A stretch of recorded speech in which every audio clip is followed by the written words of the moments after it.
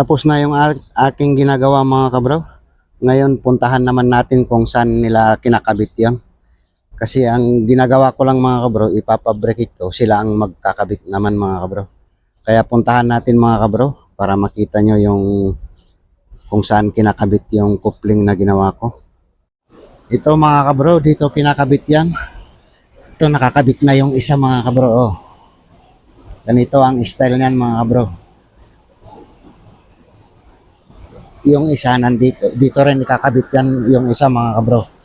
Pero nililinis pa.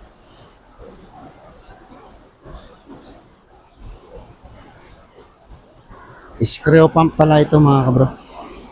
Dito pala ang screw pump.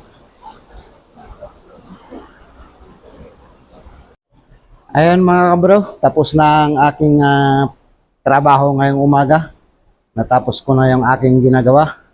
Kaya maghintay na naman kung anong susunod na ipapagawa sa akin mga kabro.